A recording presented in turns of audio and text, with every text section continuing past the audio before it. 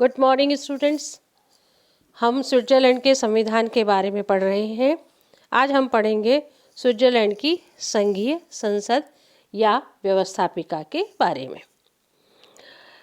Switzerland की संघीय संसद द्विसदनात्मक है। उसके दो सदन हैं। पहला प्रतिनिधि सदन, जिसको हम निम्न सदन भी मान सकते हैं। दूसरा सीनेट सदन, जिसको हम उच्च सदन भी मान सकते हैं। किंतु कार्य व्यवहार के अंतर्गत दोनों ही सदन बराबर होते हैं। अमेरिका या भारत की तरह उच्च या निम्न इनकी न तो शक्ति होती है न क्षेत्राधिकार होता है। स्विस संघीय संसद की प्रमुख विशेषताएं। पहला है शासन का सर्वोच्च अंग, अर्थात जनता के बहुमत के आधार पर संघ की सर्वोच्च सत्ता का कार्य संघीय संसद करती है। दूसरा, दोनों सदन समान अधिकारी। यहाँ के दोनों ही सदनों को बराबर की शक्ति और क्षेत्राधिकार प्राप्त है। इस प्रकार कोई उच्च या निम्न नहीं होती। तीसरी विशेषता, विरोधी दल का अभाव। चूँकि बहुभाषाई, बहुसांस्कृतिक, बहुधर्मीय स्विट्जरलैंड में की स्थिति होने के कारण यहाँ पर सभी क्षेत्रों का विभिन्न कैंटनों के माध्यम से और विभिन्न जातीय समुदायों के बीच में से प्रतिनिधित्व होता है। इस प्रकार यहाँ पर सभी दल और सभी जातियाँ मिलजुल कर राष्ट्र निर्माण में सहयोग करते हुए आगे बढ़ती हैं, अतः विरोधी दल का अभाव पाया जाता है। चौथी और बहुत प्रमुख विशेषता है, शांत, गंभीर व बहुभाषाई संस्था के रूप में यह व्यवहार करती है।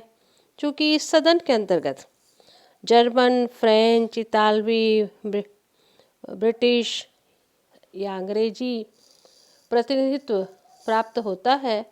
इन भाषाओं में कार्य व्यवहार होता है। इन क्षेत्रों में मानने वाले धर्म और संस्कृति को प्रमुखता दी जाती है। इस प्रकार इसमें कार्य करने वाले सभी प्रतिनिधि शांत, सरल स्वभाव के साथ में और सभी की जीवंतता के लिए कार्य करते हैं।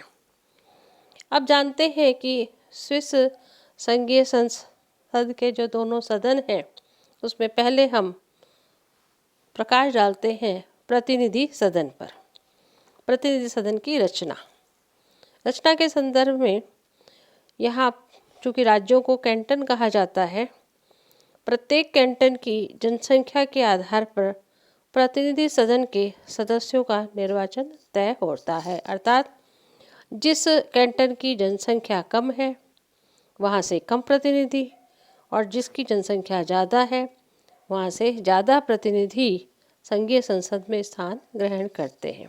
किंतु यह निश्चित है कि छोटे से छोटा कैंटन हो तो भी वहाँ से कम एक प्रतिनिधि आवश्यक रूप से प्रतिनिधित्व प्राप्त करना चाहिए।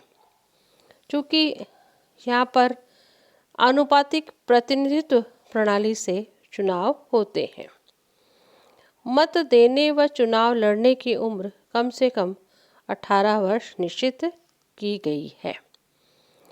संघीय सरकार, सीनेट व संघ के पादरी इसका चुनाव नहीं लड़ सकते। इस प्रकार अलग अलग कैंटनों से अलग अलग प्रतिनिधित्व संघीय संसद के इस सदन में प्राप्त होता है। प्रतिनिधि सभा का कार्यकाल, इसका कार्यकाल 4 वर्ष का होता है। समय से पूर्व यह सदन विघटित नहीं होता, लेकिन तभी विघटित हो सकता है जबकि पूर्ण संशोधन प्रक्रिया में दूसरा सदन विरोध में होवे और जनमत संग्रह संशोधन में सहमति जताए। अर्थात बिना जनता की इच्छा के इस सदन का विघटन समय से पूर्व नहीं हो सकता। इस प्रकार पूर्ण लोकतांत्रिक प्रक्रिया इसके संदर्भ में भी अपनाई जाती है। गणपूर्ति सदन के सदस्यों के बहुमत से ही होता है।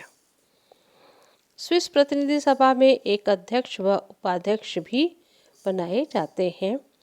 सदन में से ही एक अध्यक्ष व उपाध्यक्ष सदन के बहुमत के आधार पर 1 वर्ष के लिए निर्वाचित होता है, किंतु अगले ही वर्ष पुनः निर्वाचित वही व्यक्ति नहीं हो सकता।